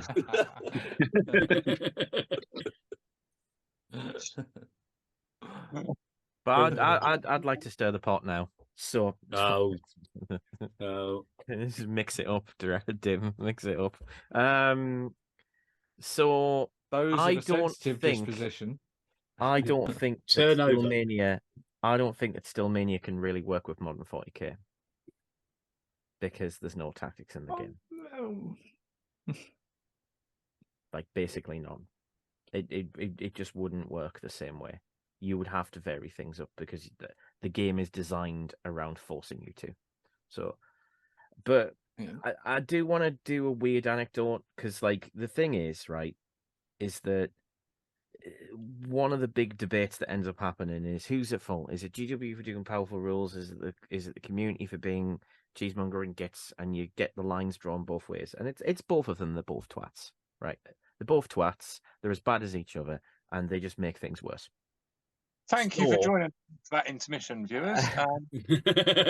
So I wanted to mention, like, when AOS was sucking hard, well, it still does, but it was sucking hard because it had no points and stuff. My local GW decided to let me loose making a rule set to add on to it so that it could be played. So we basically played Hero Quest, but with AOS rules. So I made career progression paths, like 30 of them, of different character types, and they had like leveling up opportunities, and I had loot, and I made loads of magic items, and it was a wonderful time because actually it gave me a newfound appreciation for Warhammer Fantasy lore, because I just grabbed a load of shit from Warhammer Fantasy that GW couldn't be bothered to bring back, and I added it back in. And I did it because what I wanted to do was to encourage people to get out there and convert and make things. That was how I saw it. And I made all of this, and I didn't really worry too much about balancing things, but I tried to make it reasonable. But it was all about powering them up, so they were obviously going to be more powerful than they were in the base game. And every now and then people tease me about it, because they remember it, and they always remember it fondly because it was fun, which is what I designed it to be. But a lot of people were quite try-hardy about it, and they would find the most broken thing that they could add it to and make it even more powerful than it already was. And I could see why that could be fun, but I always designed it around the idea of making something that they wouldn't normally use, that they would think was a little underpowered, a little bit more powerful, so that it was worth taking. And instead they went with the things that were already good and made them worse. Do you mean balance? No, as in even more ridiculous than they already were. Because that's the thing that, I mean, for a call back to when you mentioned the mech guns earlier, if the 4 mech guns were all different, but all had I agree. I mean, I'll go KMBs because that's the option. That is the better all-round option, and you take the risk of taking some mortal wounds with it. But if there was more balance, especially where it is now in 10th, where it's not a case of, right, there's your knob, is you're going to have a power claw, a kill saw, a big chopper, or a chopper. There's 4 options. You'll have more. Well, which one are you going to go for? Mm-hmm. And you've got to have them balanced. So since there's no points attached, you've got to actually have a think and go, well, actually, I'm going to go with X, Y, or Z, or the 4th. Well, the point I was getting to is that they accused me of not balancing it, but my sort of retort to that has always been, well, you guys deliberately made bullshit, and you're acting like I forced you. I didn't. You guys chose to pick the bullshit to add stuff to, and they chose to try and munchkin it as hard as possible to make the most broken thing as possible, and to not bother with I expect you felt aspects. I expect in that scenario you felt a little bit like GW. Yeah, but I did it for free. That's the same with Crusade, isn't it? The latest Crusade rules. It's always the same argument, and we always end up at the same point. It's all about your opponent. It's about your opponent. It's who you're playing, not what you're playing. It's who you're playing. If you're playing dickheads, they're always going to be dickheads. No, that's it. That's it. I just think you can't help it. They're just wankers. Yeah, but I think that we've had a number of Warhammer generations who have been taught to play like dickheads, and they think it's normal, and they think it's fine, and that's kind of why I did the little sort of not little, very snarky thing about how they always talk about having fluffy lists, because they're almost never fluffy, and they're almost always bullshit. They're almost always power game and horseshit. But see, my mate took a fully fluffy list against me with his Ultramarines. He played Uriel Ventress, the character. He played, all the whatever the latest whoremongering fucking Primaris were, whatever it was. And I played a really fluffy, gothy list. But I was all close combat. He was all shooted, and I got fucking annihilated by turn 2. The whole thing, like completely. You saw that game, didn't you, Sid? I think on this. Absolutely annihilated. Yeah. You know, I was playing on Planet Bowling Ball. There was no cover really, but it was, you know. But we both played really fluffy lists, but it was really badly mismatched. You know but they were both fluffy lists, but yeah, just not very compatible. You play those exact same lists again on a board set up a bit better. Exactly. Yeah. You win first turn. There's a lot to be said for the board setup. Loads. I had a game with a mate not long ago where I took what I'd consider quite a fluffy list. I can see why people would go, "That's not fluffy." You know, when they say if you just lean into something, like take the 3 units of whatever and lean into that, whether it's shooting, whether it's, you know, like when it used to be 18 mech guns. Yeah. You know, back when you could have 18 mech guns. Well, this was basically 3 units of Squig Hog boys with 3 Smasher Squigs and a Beast Boss on Squigosaur. And then there was lots of like and Dim's grot tanks facing off against them. Lots of and he had lots of sort of he turned up with lots of vehicular things, you know, lots of tanks and dreadnoughts and bikers and all that sort of stuff for these Marines. Lots of heavy firepower. Tailored to lose. But there was a lot of buildings, a lot of like scenery in the way, so the firing lanes were, as you know, they generally are, just quite narrow and just a couple of points on the battlefield, and it was not too difficult, especially with the speed and the wire and all that sort of stuff, extra movement, to get like turn 1 charges on the stuff which came to me and turn 2 charges on the rest. And beast snaggers doing what beast snaggers are meant to do, smash up vehicles. Yeah. And it was I don't think it was particularly fun. Well, it wasn't particularly fun for me, and it couldn't have been for him. And I was like, this is a bit rough. When you take themed lists, though, that's the risk. If you do like a well-rounded sort of list, and you have a bit of infantry, a bit of vigor, one side, a bit speedy, or one side to recover them, like, and you've got a sort of a well-rounded. If you stick with a particular theme, you're going to get that in you. You put all your eggs in one basket, you're going to get all or nothing. Like the scissors, isn't it? Yeah. And I mean, if the scenery being different, and it was more, you know, if it had been like when we used to play it, which was a pile of Rick Astley CDs in one corner, and some old Reader's Digest video cassettes that looked like books in the other, in a hill somewhere, then yeah, I would have ran forward and he would have shot us off the table. Yeah, totally Overwatch it to hell. Yeah, absolutely. Because it means, well, if I'm doing it, they can all do it now. But it wasn't like that. And again, if you'd had a different loadout, because you know, Marines, you can pick whatever you want, really. And you know, Swiss Army knife army, then they could have done a much better chance. But it just happened to be, it wasn't ideal. I do disagree with you though, Dim, on the point you started out making. I do. I think a lot of that in that article, that Still Mania stuff, does still apply to today's current any games really. I think some of it does, but I don't think the tactics bit does.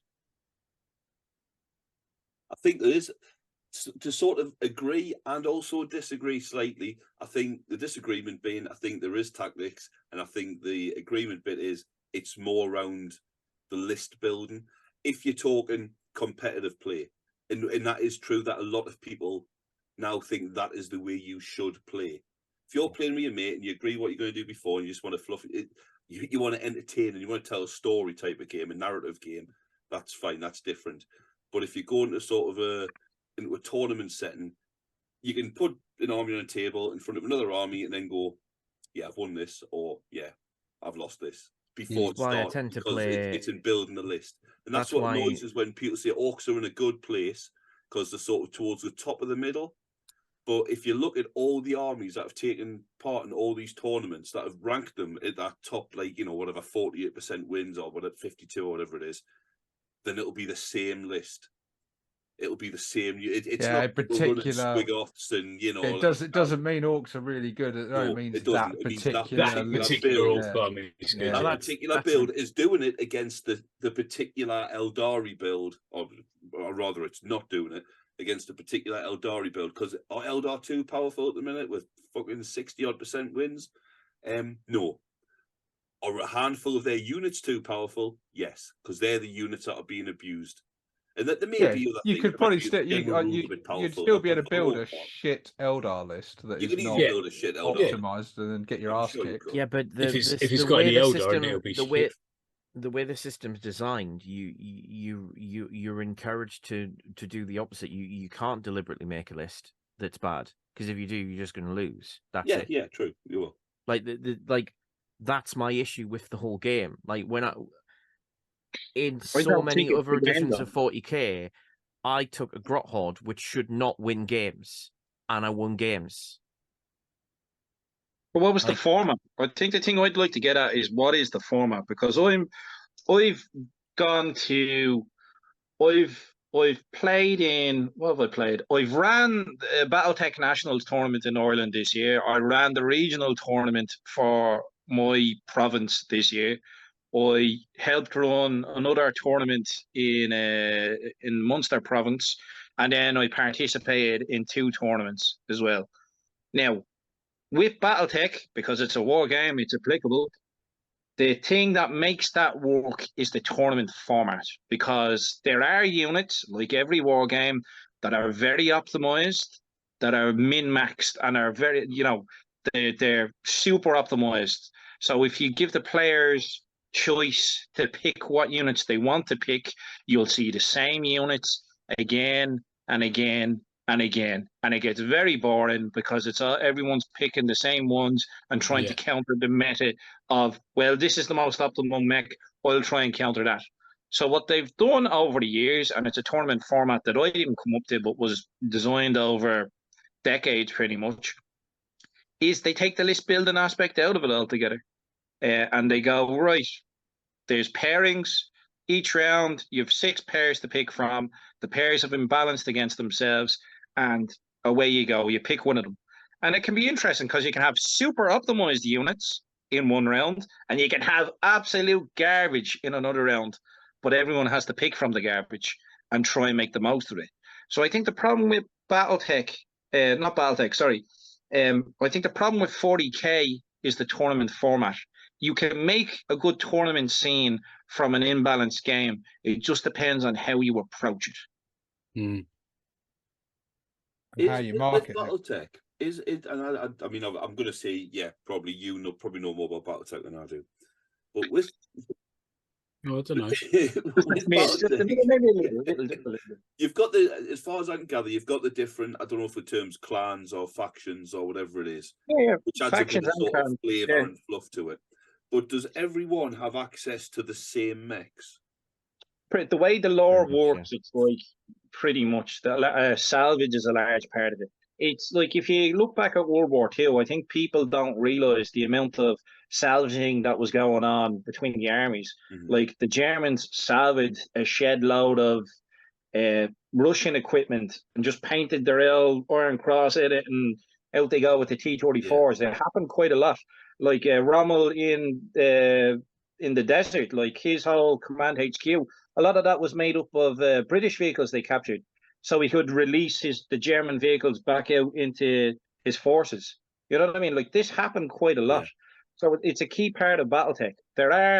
You can build a lore, you can build a fluffy list where it'll be like this faction specifically makes these mechs on these planets. I'm going to build a fluffy list based around this faction, and it will restrict it somewhat in that they only make these mechs, so it makes sense for them to be these mechs.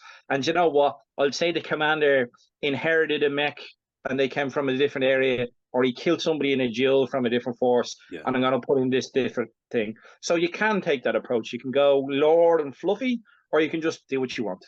Yeah. You know? So I've always thought that the main issue with 40k for balance wise, and reason is because every faction's so different. I mean, to take World War II, the Tommy with his what was it, a Lee Enfield or something, and the German with his Mauser K, whatever. They're both, on a similar sort of pair. And apart from things like the Tiger tank and in World War One, where the British refused to use like machine guns because they were unsporting, but the Germans went, it's a champion this, and just mowed down the Tommy as he was walking slowly across no man's land with his stick. There wasn't much in the way of imbalance. But if you put a modern day armed, picking armed forces, modern day, and you put them up against these fuckers from the stars who've come down in their intergalactic fleet with their, force fields and fucking laser weapons, it's not going to be as balanced. And this is what we've got in 40k. Every faction's different. If they just had it, and I'm not saying this is what we should do, but if we did have, back in Rogue Trader, everyone had bolters. Basically, every fucker had bolters, basically. Yeah. You had las guns and shooting catapults, which were, well, not las guns, were similar to bolters, but everyone had a strength 4 main weapon, which had a 24-inch range, and, most people hit on 4s. Space Marines were, but I'm sure Space Marines hit on 4s in the beginning as well, when they had a strength of 3. And Orcs hit on 4s, and Guardsmen hit on 4s. It was a lot more balanced, whereas now they've added flavour and they've added fluff and they've added sort of like, everyone, these are different, these are agile, these are much better shots and quicker in combat, these are slow and sluggish. And you're going to get imbalanced with that, and it adds the flavour we want, but they're not balanced. And the only way to balance it is with the points, and they just can't leave it alone. And this is what I was going to mention before. Sorry, keep going on. With the Still Mania thing, keep your lists, learn with it, is when they do the tournaments and they're bringing you list out, and then one army goes, "Oh, look, I'm good," instead of just letting it go and see what happens over the next few months or whatever, they just immediately start making changes and fucking about. When the Orcs brought the buggy list out and it demolished other armies, they didn't demolish other armies. They took out the Drakari, who are currently the top of the meta, because they were fast but brittle, and the Orcs could just move around and hit hard. And they were perfect for getting rid of Drakari, so they immediately changed them.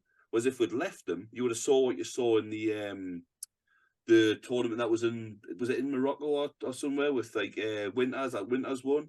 He went into the list with Terminator units, and the Orc list, which was dominating everybody else, played him and just bounced. They would have adapted. There would have always been changes, and you will people tailoring lists to take. Got to give it time, haven't you? But you've got to give it time to balance out. Let's just do that. Everybody else in the hobby. Top of the rankings, unwarranted, but we were top of the rankings for about 3 weeks. I want to. Other factions have been there for a year. I want to follow on from this because I've got a couple of similar things I want to say. But just very quickly, I've been very quiet because there's been a lot of noise outside, so I had to mute myself. So that's I didn't told in, but this will be closing full, I think, because we're closing in on the 2-hour mark, so we're going to have to say our goodbyes. Yeah. So I'll just say quickly, like the tournament scene is very much just very heavily fucked the rest of the hobby, just completely. Like, and if you let it. Well, that's it. They've won. They've got the ear of the developers. They all think they're more important. They're all making businesses out of it, fucking coaching and all this shit. Like they think they are the hobby, and they are fucking wrong. And it's just despicable. It's absolutely despicable what's happened with this hobby. I do agree. I've killed my love for it. I will be honest. I have to count now the amount of channels that I've tuned into where someone says they're an Orc player, and they're reading off about how to get the best out of your list and blah, blah, blah. But they can't even get the names of units right, and they say warg and things like that. Really bad. It's like, nails down the chalkboard that way. Orc player, and I'll tell you all that, and they're like, you are so far from being an Orc player because you're just talking about this unit really good and this unit really good, and there's a stat line of this and that. It's like, no, mate. No. You're not a fluffy Orc player, that's for sure. I know you all love it when I bring football into the conversation. So a lot of kids, I would say maybe 1 in 6 out of this potential, focus group, love football as a kid growing up, playing football and all that. When I was a kid, I spent every summer, every day playing football. I played it for years and years and years as a kid, all grown up. I never once played the fucking offside rule. Didn't like it. I never won. I mean, people used to put tackles in. People were getting chucked about. It was just fun. Well, you can have a 6-goal head start because these are only 9 and we're all 12. So that's fair enough. We're going to play, and sorry about this, Scar, we're going to play Irish nets, which means you can score from the other side as well. And we're going to have rush keeper. So, Fogman back, whoever gets back, there's keeper. We just made our own rules up and we played headers and volleys. And the summers lasted forever. And jumpers for goalposts. Jumpers for goalposts. But we took the rules Marvelous, isn't it? that we liked and we used them and we ignored the extra fucking shit we didn't need or didn't like. That just made things overly complicated and spoiled the fun. We never had a ref. Maybe his dad was running around going, beep, Kevin, pack it in. There was none of that going on. We just had fun. And that's how I want to play 40k with me, mate. You can. Exactly. Jumpers for hills. Let's just crack on. I don't want to have to sort of like go, now I need to have the most optimized list to stand a chance of just demolishing me friend. I don't want that. I had this argument with my old man today, very similar.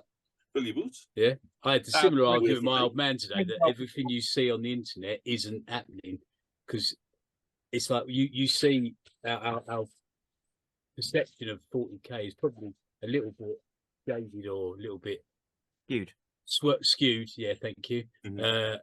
By the algorithm, because you see everything on YouTube and it's all competitive. But that's not actually what's happening in the real world. What's been played, it's like when you see the news channels on YouTube, where you watch one video of road rage and that's it. Your feed's full of it, and every next video is like road rage or something. And it's the same with the 40k stuff. It's like it's in your face all the time. If you watch a couple of competitive videos, that's all your feed's going to be filled with. And it's not like that. If you want to play fluffy and fun games in your garage, like I do with my mates, with you lot when we meet up, that's it. We just play that. There are people that cater to that, but there has been a leaning towards that way of playing, I would say. So it isn't just the algorithm, it is actually that, or maybe the algorithms have made it so that people are finding that stuff more. They've definitely changed the way they approach it, because that article from that White Dwarf was written many years ago, and when you read it now, it's quite striking at just how different the message is to what the message is now. No, the message now is a lot more like, oh, you like this buy thing? Any more models? You like this thing? It's really good. Why not have 3 of them? And they're sort of very much in that for a week, and then we'll take it away from you. But it doesn't. The good news is that, like I say, whether that's coming from Games Workshop or the community or the internet, it doesn't matter. It doesn't affect us, as we prove. We're still enjoying this game. And you won't see article reprinted in a current White Dwarf, that's for sure.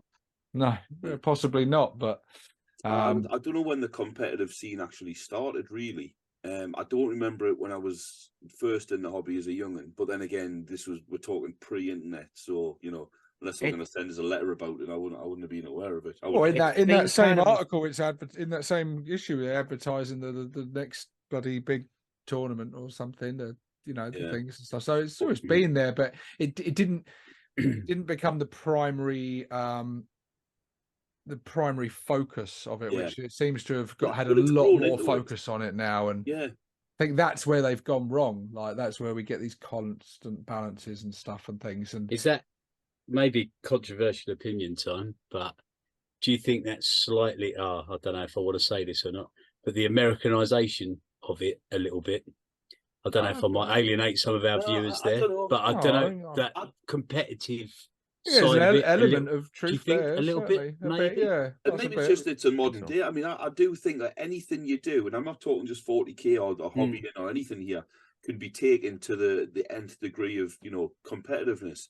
Like, I enjoy eating, right? I mean, I know you're a shock person, fucking mind blown, I know. But I enjoy eating, but I don't enjoy competitive eating. I've never done it. I've got any interest in it. But people out there are competitive eating. I don't want to swallow hot dogs whole and dip me buns in water just to get it down. That doesn't interest us. But people do that. So I just stay away from it. However, if the hot dog companies only sold hot dogs in packs of 48 and buns in packs of 60, just to fuck with us a little bit more, then it would get on me tits. And that's how I feel GW are dealing with it. They say, you do what you want, and they can do what they want, but we're going to focus just on that competitiveness. And you'll have to work around it. And I don't think that's right, especially since a lot of us got into the hobby back way when that wasn't the actual key draw. It wasn't competitiveness. It was all about the fluffiness, the story, the narrative, having fun, making amazing models out of fucking bottles and deodorants and fucking, I've said any old shite. It's not that. It's corporate, it's business. Fuck the fluff. They just want you to focus on the, spend the dollar. I've said before that nobody gets into the game. Nobody starts this hobby or gets into the game because they look at like wanting to win games and stuff. And everyone started out because they were enticed by a miniature or the stories or the cool thing in the window of a GW or that cool magazine. I've seen a couple of people. I've seen a couple of people on YouTube lately in polyester shirts that have challenged that theory of mine. And probably blown it completely out of the water. Is that the dart team? Yeah. There's a lot of dart teams out there now. Yeah, there is. That's right, lads. I think we should call it a night, and we can add the rest of our conversation in as outtakes, perhaps. But we should all say our goodbyes at least, so we've got a final point to add to the video. So I'll let Clint say goodbye and good night. Good night. Catch you on the next one. Steve-O. This is 6+ Steve-O signing out. Sid. Goodbye. Sorry again. Dwayne.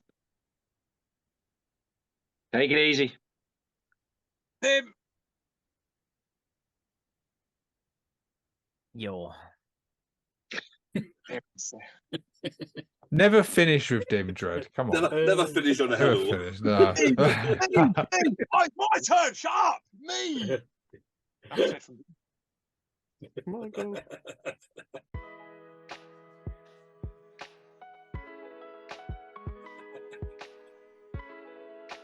And that was Warbosses of Da ApORKalypse. Yay! Dread, you done fucking cracking, mate. You really did. I think you kept it in sort of on relatively on target. We didn't even have Nick. Fucking hell. I had to because my lights have literally. I've put look. My light. Oh, I can't. Oh, yeah. They're on. Not that you could tell. I thought you'd be sitting there by candlelight, personally, like. Dread, be honest, Dread. Was you trying as hard as me to sort of shut up at times and let other people speak? Yeah, definitely. It's hard. And also, especially, do you know what makes it even harder is knowing that you're trying. And so I'm like, Steve-O's really trying. I've got to try. Well, you both sitting there going, I'll be fucking more quiet than that cunt. I'll be quieter than him. But absolutely say less than him. So basically, we figured it out. Like, right, it's on now, bitch. Fucking hell. Oh, watch this. So, competing. As per. Yeah. Well, there's some outtakes. I nearly brought attention to the shock I felt when I realised I could actually fucking hear Clint. Absolutely groundbreaking. He interrupted Steve. I was like, what? Yeah, get fucked, Steve. Silence, I have a new mic. Spent most of that episode painting Bill with his head down in the fucking table, so it probably looks fucking straight. But I actually got a fair bit painted. Go quick. I didn't. But what's new? I got a couple of. I got loads of hobby done. I mean, I didn't have any minis out, but I finished half a bottle, so that's my second hobby. That was a bonus bit when you go back to it. I put the gun on the arm of that dude, so he's now got can shooter, I suppose we'll call that one. Yeah, Mate, they're so cool. nice, I can't wait to see them in action. They're gonna look good. They're so cool, and I love the fact that you've got the Death Dread one and the can ones, and yeah, they just look mint. yeah. They're going to really stand out on the table. I've just got to Would wait. fit in- the irony is it fit in really well with the army I'm doing at the minute, but I couldn't possibly do it. It would be You've got to now. You'll have them done before Dread. Just put a video up. Yeah, there you go. If you start now, you probably will. On my Insta video, Essex posted in the WhatsApp group, the lad who done the zombie sideboard. Fucking hell, that was amazing. Awesome, innit? I want to do that now. I've been wanting to do it for so long. I watched the part one where he done just the tiles, just the roads, the pavements, in the detail on them. It was like, I mean, he's very, I think I said he was very precise. It was you know, very much measure twice, cut once. Yeah. Although he was cutting with the front of the knife, the back of the knife, and all sorts of wide bits. And but it was just everything was, it was phenomenal. Yeah. I also wanted to do that since the day one of playing the first game of it. I'm like, this I need to paint some miniatures and build some terrain. Yeah. I've got this. Look, this is what I've always wanted to do. The same thing, but with I don't know if you can see that. That's all the tiles for Space Hulk. Oh, nice. Oh, that's the whole layout of everything on Space Hulk, and I want to do the same with that. But fucking hell, it's hard. Can you open your Venetian blinds a little bit? I was going to say, I felt like a peeping Tom there. Oh, he's going to get his shirt off in a minute. I tell you what else I watched recently, which I get thought the nipples really out. good. Yeah, there is a bit of I was watching a video just before I came on. Actually, we were talking about the old world. Right. Heavy rumours that what they're doing for the orcs is a new boss on Wyvern. And I think they said something about a new chariot or something. But I'm more excited for the potential of them just bringing the back old some boys. of the old kits. If they bring back the old boys, I'm snapping up a few of them. But fuck me. Yeah. That'd be great. But the Savage Orcs, you mean, like the old? No, the old regular standard orcs. fantasy boys. Ah, right, yeah. Changeable with the 40k orc boys. Like that was the golden era, man. I didn't even realise it was like buy some fantasy orcs, buy a 40k box, bash them together, fucking bosh, sorted, snake bites, or orcs and fucking kilts, or whatever, man. Gorka Market was good for as well. I mean, I didn't dare. I'm sitting on a load of fantasy goblin sprues that I would, in an ideal world, be using for my rebel grots, and just didn't open them, didn't use them, because it's just like, fucking hell, when these are used, they're gone. I'm not getting them. Third ed, you could give a Warboss 2 power claws if you wanted. You had a point. That's just stupid. You just paid the points and took. How would he wipe his ass? Carefully. Well, with the special arse wiping attachment, deluxe. How does he open a method added onto it? Obviously. That's cunning, not brutal. Well, he's got sandpaper on the other one for when he's feeling more brutal. I got this today. A box? Yeah, I've not opened it yet. Oh, do an unboxing. Yeah. A cracking unboxing. Are these not they're a cracking unboxing. I'll get me scalpel. Can we just do like a reacts video one day, like just to his fucking Hero Quest video? Just totally fucking do that. There you guys go. Just do a video of us. Right, yeah. Red wine. Oh no, sorry, that's the wrong initials. You That's would rum, because isn't I'm it, fucking- Essex? Yeah, you would. Yeah. Yes. Yeah, I don't know. I've never tried Kraken. It would probably be one of them things that is like really high quality and good, and I'd be like, not like it. What? What is that? I'm just like alcohol in general. I think I've got a horrendous taste in alcohol. But I don't care. I like what I like. I'm brainy casual. Oh, I'm incredibly feminine. If it comes with an umbrella and a sparkler in it, I'm game. He was drinking something pink at his wedding. No, green actually. Apple sours, my favourite. Was it? Okay. Yeah. Do I see that? I mean, I am partial to a woo-woo, so. You remember how drunk he was? You gave me a big sloppy kiss, mate. I mean, how could I resist? How could you forget? Don't even, well, so you don't need beer goggles to kiss that handsome face? No, that's true.